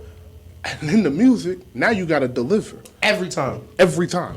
And it's not a whole label on your back. And bro, you feeding the whole label now. When we was in high school making these albums, bro, it cost like $40. I'm making a studio album. It's $50,000 to master it. You are an investment to these people. Yeah. It's just so frustrating, and to not have respect for the people that allowed you to even become who you are. Mm-hmm. Because what I love so much about Lil Yachty, at least in when he started, was, and just I guess to bring this full circle about how he was talking about the cover arts and how he was so unique. And that is one of the qualities that I would defend when people would call him out about like bad verses or like when like you say something stupid in a song. Is he is so unique that that is hip hop. Being that secure in yourself, being that unique of I'm gonna make this music my style, my way, that is unique. And to come full circle to that, where like it sounds like an AI album. Like it sounds like it sounds like an AI generated album. It sounds like this is what I think people want to hear. And there's no artistic reward from not being courageous. If you're gonna play it safe, people are gonna view your art that way. Mm-hmm. The people that push the boundaries, Wayne, Kanye, Kendrick, all these other artists, they don't just Hove. They don't. All right, let's just full switch. Let's kind of switch. They go 1,000,000% into that change. Yes. They pour themselves into learning a new genre to the point where Daft Punk does half the Yeezus album. Yes. Or Lil Wayne really doing this rock band joint. Or Jay-Z drop a whole Linkin Park album with actual Linkin Park live recordings, and we're really gonna lean into this. But you don't see that. He said he recorded it in 6 months. You don't see the effort to, and what's so ironic about it is the lack of effort that caused your hip hop career to end up the way it is going to be the same way in these other genres because it's not going to change. Simple as that. If you are going to create and you're going to give 1,000%, your fans are going to tell. Mm-hmm. We always can tell. And Lil Yachty, bottom of my heart, you're not the first artist to change genres. You're not the first artist to change sounds. The only time people complain about that is when it's half-assed, when people can tell it's like you're not, like you don't, it just feels like you don't care. Mm-hmm. It really just feels like you don't care. And, I hope it sell. I hope he's able to stay Lil Yachty. I hope it works out for him. And I hope as time progresses, maybe the music gets better, but it's just so lackadaisical. It sounds so generic. That's what it is. It sounds so generic. Mm-hmm. Yeah. It frustrated me. And I like the album. Like I said, I don't have a problem with the album. And I heard the album before the comments, though. Right. And I listened to the album before the comments. Not like I played it and then I played it again. I was just actively playing this album over. So if I had heard the comments and listen to the album once, I would feel the same way, bro. Yeah. It's some songs on there. It's not like I'm listening to 1 through 15 every single day, but there's some songs on there. Like he has some songs on there, some features on there from some alternative artists I like. Fuchsia, who I'd be telling you about. She's on there a couple times. So there's some songs on there I like, but it's not this grand Like, it doesn't sound like he took his precious time with it and was just like, oh my God, this is my magnum opus type shit. Like, it was like, he said he recorded in 6 months, and it's like, yeah, that probably sounds about right. That's the thing. You recorded in 6 months? Fam, we can tell. Yeah. Like, when other artists, like, okay, so because Lil Yachty was so unique, I'm going to compare him to someone who's extremely unique as well. And Tyler, the Creator. And when Tyler, the Creator, there's a crazy interview of him talking with Pharrell when he was making, I think, Cherry Bomb. Yeah. And, Pharrell was really telling him, like, bro, you really, really got this. And after he talked to Pharrell, he was like, there's no more playing, bro. And then he put 2 years into this album, start to finish, learning so much. Yes. That is what we mean when like, y'all just like, I spent all this time proving that, trying to prove that I was a rapper. No, you didn't. You did not. You were doing what you thought people expected a rapper to do. You weren't doing what Lil Yachty did. Like Lil Yachty he used to make so unique music because he wasn't an amazing rapper and he doesn't have an amazing voice, but he had amazing melodies. Yes. To move away from that, when the entire could you imagine describing TikTok in 2016 and then thinking, oh yeah, Lil Yachty's not gonna be big? Man. How could that even be possible? Man. If there was ever a time to be really Lil Yachty, it would be right now. But you I ain't said this in a while. You hate to see it. You hate to see it. So on to some more music. One of my favorite artists, Atlanta's very own, Covington's very own, Black, dropped his third album. I want to clap it up for him. Hey, congratulations. Congratulations. Sorry, I Have a Lover. I am very happy for Black. Most importantly, dog, I can't lie. I'm very happy for him. I love to see artists really, like, you can tell in the music that he's gone through things, and he really told you, like, in the music, like, I really just needed a break. I've been working since 2016. I hadn't stopped. Like, I really just needed a break to find myself, learn myself and everything. So I was very pleased to hear the album. I'm trying to pull it up right now, but apparently my Apple Music don't want to work. But it's all good. But yeah, I was very pleased to hear Black's new album. Oh yeah, I got it pulled up. Okay, bet. So yeah, it started off very Black-like. I really don't have too much of a critique to it, because I literally just don't think it's fair to listen to an album for 2 days and then come. Since I Have a Lover, I said sorry, I Have a Lover. Since I Have a Lover, but I just don't think it's fair to come in and critique an album super hard. But what I will say about the album is this: I think it was very well put together. I think the sequencing, it sounds like an album. Like, we talk about that, how music sounds now a lot. So a lot of it doesn't sound like albums, but this sounded like an album. It sounded like he took his time with it. It sounds like it is music that has been made over time. I do like how he kind of got in and out of his rapping. Like, he went from his melodic sound to his rapping, got back into his melodic sound, went back to rapping. So there are some standout tracks on there for me. Fatal Attraction, The Preach, Inglewood Hill Park. Yeah, Temporary with Tolliver. Yes, Temporary with Tolliver. And then the song with Wale. I really like Stories in Motion. Yeah. Which was very surprising. I heard of Wale. I was like, oh, that's Wale. He's not listed on there. Yeah, I was like, I haven't heard Wale rapping in a minute. But some of the other songs that are kind of melodic, more R&B-ish-esque, I kind of have to go back and listen to it to really give a review on. But the rapping on there is Black style of rapping. It's up there always. Yeah. So I am very happy for him. I'm not about to critique and give a rating or nothing right now, but I will come in here next week after I listen to it, because I haven't listened to it a little bit. So shout out to Black again. Yeah, listen, shout out to Black. Friend of the show, like actual friend of the show, great guy. Knows family by first names. Great people over there. I do want to say, because I agree with everything you said. Of course, listen, go listen to it. We don't have a deep dive review. We just definitely wanted to shout him out. But hey, listen, we're winning the culture war. Yeah, 19 songs, 59 minutes. Yep. We're winning the culture war against these hour 45-minute albums. Yes. We saw it with Drake. We saw it with Metro. Yep. We are slowly but surely winning.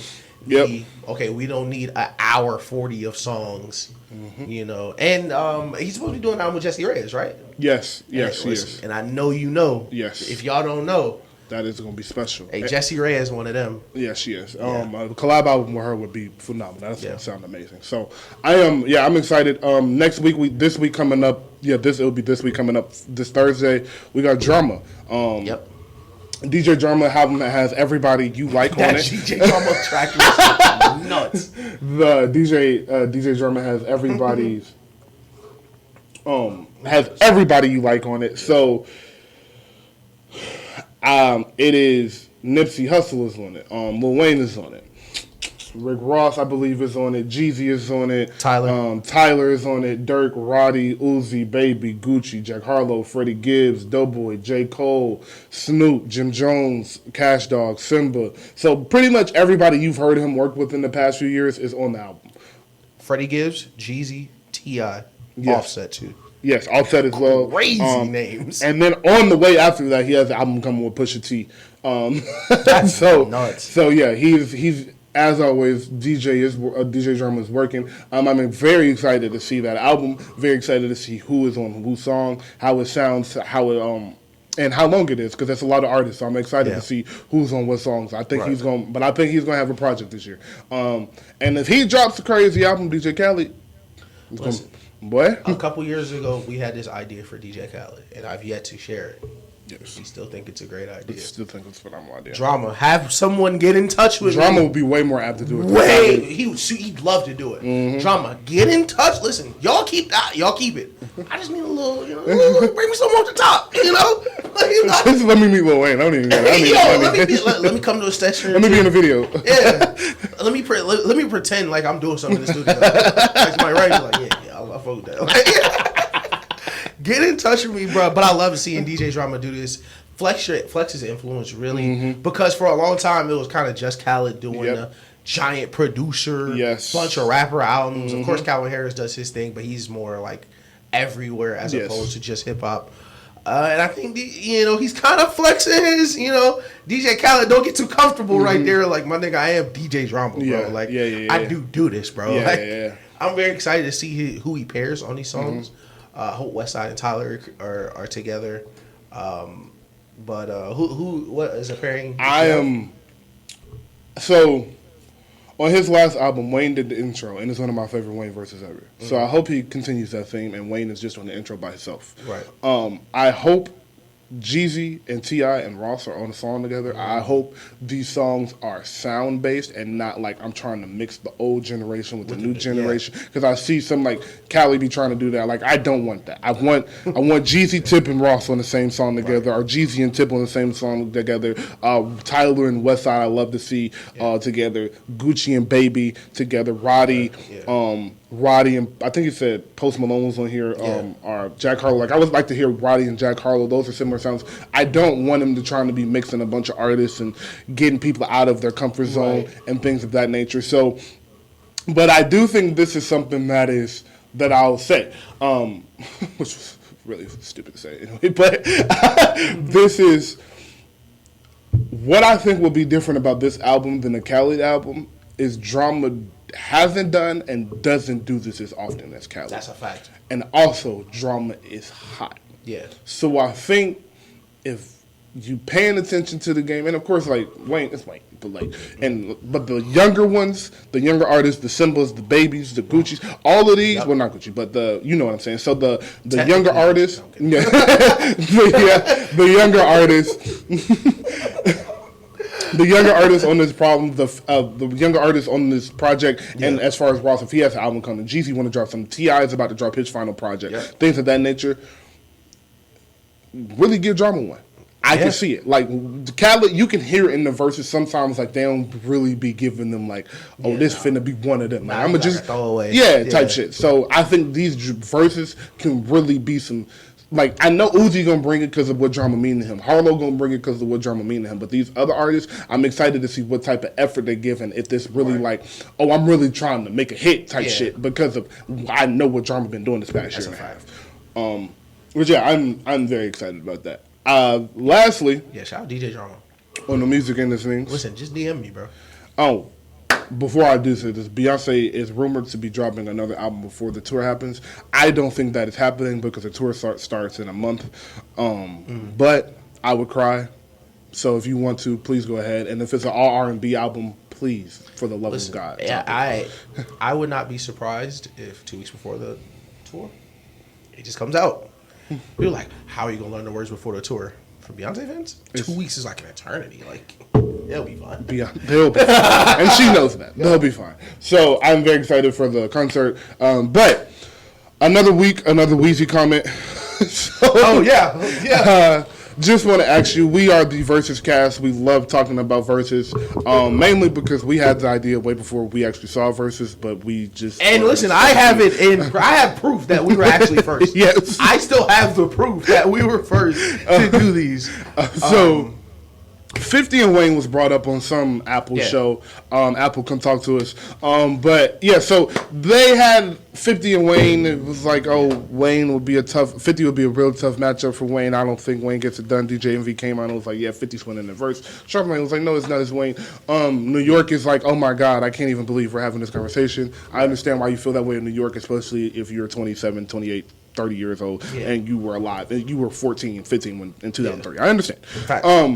But we're from the South. Mm-hmm. We know a lot of people from all over. Mm-hmm. How do you feel a 50 and Wayne versus goes? And I'm going to say both put on an excellent performance, both bring out features, and both they're in Vegas, neutral location. I think it's hard. Okay, is Wayne playing mixtapes? Wayne is playing everything. And I don't mean this disrespectfully, especially because I'm such a big Kanye fan, but it's an impossible proposition for anyone to beat Wayne going to 20 if he's including his mixtapes. It's the numbers just don't line up for other people because Wayne has 2 careers. And it's just that simple. I had the conversation with a couple different people about the 50 Cent thing because I'm a huge 50 Cent fan. People know that. I think it would go maybe 12-8. I think a comfortable 12-8, but I think people, listen, I love Get Rich or Die Trying. I really love it. You're not winning 13 rounds off that album versus Wayne. You're not, yeah. And like, what people don't understand is, especially versus, because I guess it was such a new idea for a lot of people that the matchup aspect of it is kind of overwashed, where people are like, hey, I just Googled his Billboard. He only got 12 entries. Well, I guess he only got 12 songs. Like, no, that's not how this is going to work. Yeah. Where the songs actually have to get played. So even though your song may be huge, if somebody put on another song that's just as big, it's like a boxing match where if I'm boxing this one guy and I may have a one-hitter quitter versus him. But if I was boxing Floyd, that punch maybe don't hit the same. Exactly. And when you're against these top tier artists, and we really should drop an actual tier list somewhere so we could just have it to point to it of these versus artists where songs that would end the round for other people, you still may lose. Like some of 50 best songs, like the Have a Baby by Me, Baby, that may lose versus Wayne. Like if that comes on and a Millie comes on, you lose that round. And that's why it's hard for me to people try to discredit Wayne so much. Like, man, Wayne music ain't age well. And I was having this conversation. We were having this argument a couple days ago in the PlayStation party, and I was like, okay, so when did that start? Like the Carter 4. Well, he had dropped 15, 16 projects by then, and some of his best music on the Carter 4. So when are we saying this music ain't aged well when he's been rapping since the 90s making hits? It's like 50 for if sure. If his music didn't age well, Lil Wayne would not still be famous. He's still making verses. Like, they were like 50 music ain't. They were like, Lil Wayne ain't age well. When the last 50 verse you heard? Nigga, like, when the last time you heard a 50 verse? And it was like, oh yeah. The last 50 verse I remember hearing I hate, and it's on the Griselda album. I don't know if he's rapped after that. Yeah. But, 50 undisputably. And, well, actually, maybe not undisputed. But he's in the short list. Like, top 3 highest peaks in hip-hop ever. Yes. But that's not how you win verses. No. No. We're not asking at his very highest peak in this year, in this month. Like, you're talking about 20 songs. I'm sorry, 20 rounds. Where every time you play a song, they're going to have a chance to respond.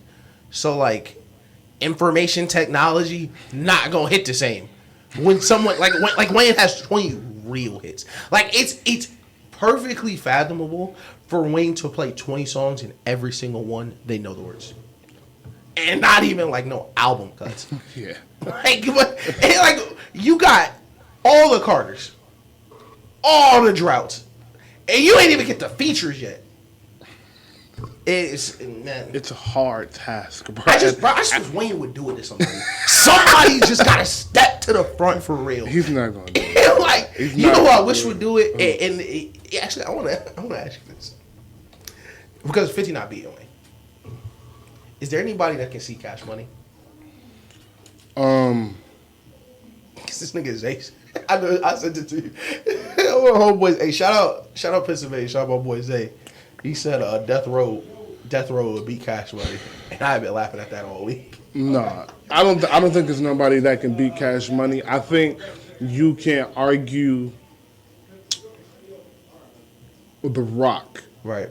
If you include everything. If you include from when it was founded to Rihanna and all of that, I think they have the best chance. Mm-hmm. The only chance. I don't think anybody else has enough music to do it, because I think if you're doing a label, it's fair to say like do 26 songs, 24, add like a couple songs. Right. You're doing a whole label. So I would say even 30. Like I'd say 30. Let's say 30 songs. If we're doing a 30 song versus against labels, nah. I just don't think it's too much. Because you can seriously go Wayne's 10 best songs, the Hot Boys, Drake's 10 best songs, Hot Boys best 5, Nicki's best 5.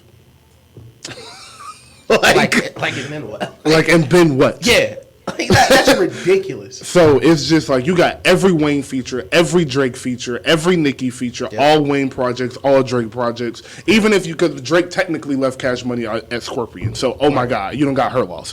So no, what we gonna do? So it's like Nicki's still on Young Money. So like it's pretty much an impossible task just to the amount of music it is. If we're going 30 songs. Now, if we're going like 12 songs, 15, anybody can get them. But like, if we're going to stretch this out as you should with an entire label and all these rappers, it's 30 songs. It's just so disingenuous the way people north of the equator. I'm gonna say north of the equator. North of the equator. Treat Lil Wayne like he didn't make Hov retire with a verse or a freestyle. He made Hov stop rapping. I don't understand where. I don't know if it's just like my thing. What I truly think it is. I don't think people have cut on any Lil Wayne music in a while. Mm-hmm. So they're just going off of what they remember. Yeah. They're going to look up his albums like, nah. Right. They're going to look up the couple mixtapes they can find and being like, nah. Yeah. I really listen to Lil Wayne. I know people that really listen to Lil Wayne, and I really have been like a student of rap since like 2010. So like I understand what the impact of all of this music that came from Young Money and Cash Money really did. Mm-hmm. I understand 50's impact too though. So that's why like the verses, like somebody said Wayne and Wiz, and it was just like, come on. But like, and I think it was just trying to go viral. Yeah, every week is somebody new. And like Wayne and Jadakiss was like what are you that was crazy. But 50 makes sense because 50 was such a phenomenon. Right. Like you said, if Wayne doesn't have the best run in hip hop, it's 50. Right. And if 50 don't got the best run, it's Wayne pretty much. Like it's those two. I mean, you can throw Eminem in there, but I think that's cheating because I don't count Eminem because it's just I heard the music. I see the numbers, but we hear the music. Yeah. So I think 50 would be. This is the first verses they've said that I actually want to see. Like, I would like to see 50. Wayne and Drake would be the verses of verses for me. Wayne and Drake and Jay and Ye would be the two verses that are like, oh my God. Like, I can't believe we get those. Only because Wayne not finna stand across from Hov out of respect, and Hov not gonna do it to them out of respect. Yeah. But like the little brother and big brother, our mentor-mentee relationship could work just because of the friendship and shit surrounding that. But 50 loves Wayne, and Wayne loves 50. So I wouldn't be. This is one of the verses where if you look at both of them, we'll give you $2 million up front. See what you make on the back end. Potentially give you another $3 million. You make $5 million from this. We do Vegas. This is something. They're so big, and I think they respect each other so much that this is the one that could potentially happen. I just don't think it's going to. I'd love to see 50 put on a triple X bulletproof vest. Oh God! Throw the durag on one time. So, but my question to you is, and I wanted to ask you about this because I knew you fucked about 50. Like, I love 50, but you're a bigger 50 Cent fan than me. Yeah. I give you In the Club. Mm-hmm. I give you 21 questions, which I'm not sure about, but I'm giving you 21 questions. Mm-hmm. And I'm giving you Many Men, which I'm also not sure about, but I'm giving it to you. Yeah. I have my 50-20 here, what by the way. Other songs is he playing that you're confident in Wayne beating? Oh, that I'm confident in Wayne beating? Yeah. Like no, I said that backwards. What other songs are 50 playing that you're confident Wayne isn't? I said that backwards. Okay, How to Rob for sure. How to Rob for sure would be... Okay, bet. I got them right here. Yeah, How to Rob, and... I think that would be it. I think that would be it. That's my thing with the 50 verse. But, hey, listen. Foreign Beatles versus Wayne is a lot. Like, it's a lot. But I don't think 21 Questions and... I don't think 21 Questions is unbeatable, though. I don't think 21 Questions is unbeatable. And I don't know who... Like, South versus New York. Like, we know who's going to pick between New York and New Orleans and stuff like that. But in the nitty-gritty fans, like, if Lollipop plays with In the Club, who wins? Right. And I pick In the Club on that. Like, I do. But it's some people that really like Lil Wayne and really like Lollipop. Yeah. Some people, that's their favorite. Like, it's some people that love that song. Right. So if, like, those songs come back to each other, is that just, like, all right, well, whatever. Like, that's a tie. Yeah. So, and that's the issue. Is I think it's more rounds that are like, if Wayne plays In the Club and then... 50 play In the Club and Wayne play Lollipop right after, it's not going to be like, oh my God. It's going to be like, well, those are some of the biggest records ever. EIMP. I don't think that's unbeatable. I think Wayne play Hustle Music right after that. You really love Hustle Music. Yeah, well, Hustle Music is the best song ever to me. There's not a song that I rap more passionately than Hustle Music. But he played Money on My Mind. He played Fireman. It's a couple songs that Wayne don't perform that people haven't heard that are going to be like, oh, my God. Yeah. And then the mixtape stuff. Like, he do the Show Me What You Got freestyle, the Canon What You Got, the Canon freestyle. It's just so much music. I actually do like the 50 Cent Wayne argument in this way that it's kind of a good matchup because Wayne just don't have a bunch of 50 Cent beats he murdered laying around. Exactly. Like, that's just like the one beat selection. Exactly. Never got around. Yeah. But it's not a bunch of remixes he's gonna be able to play. Candy Shop, I would be pretty confident about that, depending on what's been played. It really all depends on what's been played. But like you said, it's the mixtapes.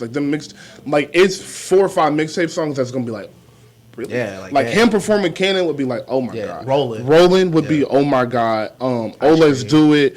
The Show Me What You Got freestyle. Yeah. It's a couple of them that he just got that's just the magnitude. And it's a couple remixes. Like, he can bring out Drake. Yeah. Like, he can bring out Drake. He got whole verses. My thing is, like, people are like, man, what is Wayne gonna play? Like, his music aged so bad. Like, wait till y'all hear the beat till I'm on one. Come on. Like, bro, like, wait till Swagger Like Us start playing in the background. And everybody, like, it's just so much. It's just so much music he got, bro. Like, it's really a lot. But I don't look at the 50 Wayne verses and be like, man, there's no way in hell. Like, if Wayne came up and was too high and was just not. If Wayne picked his own music, I don't know. I think I probably been on 50. That's what I'm saying. But if it's like, the verses is A+ everything for both artists. I think Wayne edges him out. I think Birdman picking the music. Yeah, exactly. I think 12-8 is a very reasonable score for that. But I think people in New York think the exact opposite. Yeah. But yeah, that's a fun conversation. Way more respectable than anybody else has said. But I feel 50 has one of the best, like, 20 songs. Yeah, oh yeah. Like, it's not too many artists I'm picking against 50. Like, so 50's 20 is so interesting because it's a tight 20. Mm-hmm. It's like 20. Like, you gotta play the 20. It's like 20 to 22. You stay away from that, you lost. You don't got a lot of wiggle room. But boy, if you stick to this script, you'll take a couple L's. Yeah. When AO technology come on, things like that. But you hit on them right notes, you gonna be in there at the end, bro. Question. So we've done verses together. For those of y'all that don't know, like, we just be playing around. We put a couple on live. We might need to do one as a YouTube video some one day for a party. Honestly, yeah. But maybe 50 Wayne is what we could do. But I have a question. So if you were 50, how are you doing your songs? Right. Are you just going to come out the gate and go in the club, Mini Men, 21 questions? You going to feel this. Like, you really going to feel what these songs did? Or are you going to space them out? That's a good question. So for people who haven't, like, prepared for a versus, I'm sure they've probably never thought about this. Yeah. But in any competition, strategy is super important. So it would first come down to who's going to start the first 10 rounds. Yes. And if I'm 50 and I'm starting the first 10 rounds, I'm probably not playing the heavy hitters off jump. Because you're going to need those on the back end when Wayne starts the round and the entire club has been jumping for 2.5 minutes. Yeah. So I would stray away from all the heavy hitters in the first couple of rounds, but I would stay around. That's why 50-20 is so interesting, because you can hover around that really hot range and not get to your unbeatable. So I'm trying to play these songs to see like PIMP. Yeah, shit like that. I play PIMP, like Heat, like see if he'll go get one. Yeah. See if he'll put out 6 foot, 7 foot to try to get some of them unbeatables out early. Kind of like playing spades. Like trying to see how many rounds I could win without trying my hardest. But once it flipped to where it's Wayne's turn, you gotta go. Yeah. You gotta go.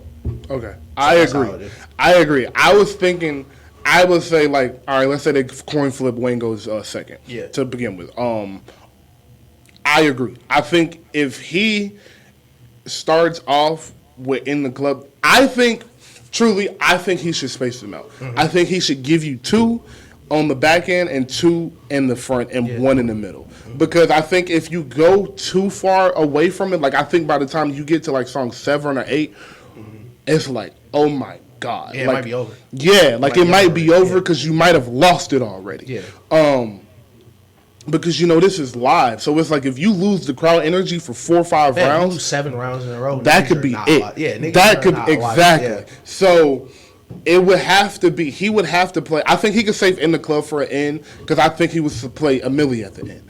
And again, I don't think this would be like a competition thing at all for either of them. It would just be like the list would come out and people would be like, oh, well. It would just be a debate early. Yeah, it would just be a debate really. And I think if In the Club and a milli are the last 2 songs played, especially if the verses has been perfect up until that point. Both artists have great performances. Everything looks great and all of that. Features have come out. I think people kind of just leave that up as like, oh my God, like those, like what are you gonna say? Like the niggas in New York gonna pick In the Club. The niggas that's like, oh my God, I can't believe I just saw Wayne on that. It's like, oh, that's a milli, like whatever. So yeah, go ahead.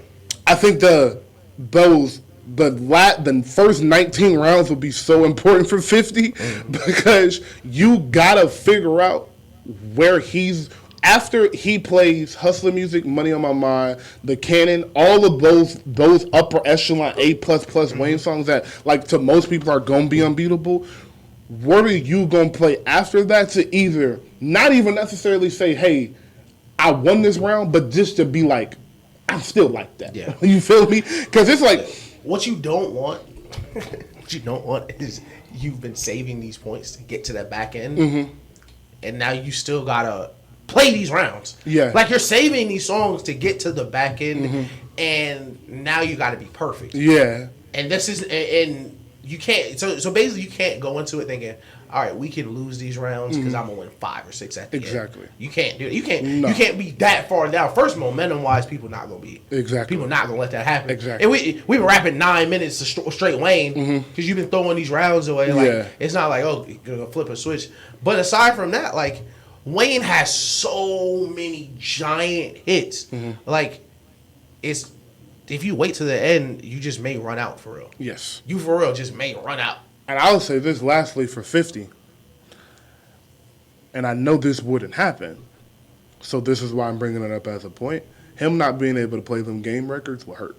Oh, yeah. Not being able to play How We Do and Hate It or Love It will hurt. Like, those 2 songs are, like, if he could play those 2 songs, like, if we're doing a 50 Wayne versus just at a party, like, we invite 20, 30 people over and do it, like, it's going to be a battle. But I think because of that and because I think people down south don't understand, like, G-Unit understand, like, and they don't really, like, 50 has mixtapes too, but they ain't Wayne mixtapes. So I think because of those 2 things, like, that's where we was to get the separation at. But, yeah, it's a fun conversation. But the last question I wanted to ask is, What song or what two songs are you bringing Drake out for if you win? Because that's a hard question. Like what songs am I bringing Drake out for? Because you can't play the model against 50 Cent. I got him. I got 2 songs. BB King's Freestyle and Family Feud. That would be insane. No album cuts, no big hits. Everybody walking out here thinking I'm finna play forever. No. I'm finna rap. Put on that Hove beat, nigga. Listen to this shit. Yeah. Listen to this shit. Let me see if TD Bankers approving loans, nigga. The fuck is you talking about? So I said the 2 songs they should do would be I'm on One and Ignorant Shit.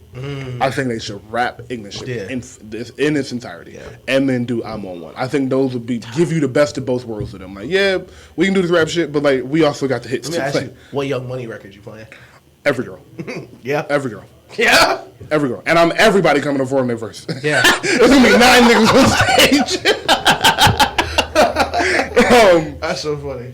But yeah, it's just the future. You got Duffel Bag Boy. You can bring to it's a lot. That'll be a crazy verse. But I think that's it. I really need. I wish I could talk to Wayne and Birdman, bro. Like, we really just enough is enough. Enough is enough. Do it, bro. Listen, somebody need to sit across from and say, just do it. So we gotta make an example out of somebody. You know what it's gonna be, and I know this is on track to happening, and I don't know this, guys. I am praying with everything, all the strength in my body. But I think what it's cracking up to be is Wayne gonna go on this little run that he on. He been going crazy. Drake been going crazy. I think Drake gonna drop an album next year. Wayne gonna drop the Carter 6, gets a mixtape out, get another album out, and then not next year, 2025, they're gonna go on tour together, and they're gonna do that versus set again. But hard. it's gonna be the whole concert. Yeah. The whole concert is just gonna be them 3 songs from Drake, Wayne come back out, 3 songs from him, do a little versus set. I think that's what they're gearing up to. They're gonna go back on tour and drop a collab album. I don't know I'm playing about the album, but I really do think they're headed towards the tour because that's something I see get brought up in interviews with them a lot is that tour, and they always say they know just hit me, and I think at some point that's what they're getting up to, and Drake will take a break because he's been talking about taking a break, and I think it's some things he want to do again, and I think him showing going on tour like this with 21, I can see being like, all right, I'm gonna do a big ass tour with 21 because this album is crazy. I'm gonna drop my own shit. Wayne gonna get together and we're gonna go on a big ass tour. Right. And then we both just gonna go chill. Yeah. That's what I could see happening. Yeah. And last shout I want to give out today before we go is Trae Young. Shout out Trae Young. The Luka and Trae Young debate has been alive and well, and quiet is kept. Trae Young has a better record than him this year. Quiet is kept. Has a better record than him this year, and he has been hooping. I think he had 29-10 this year. So another season of 30.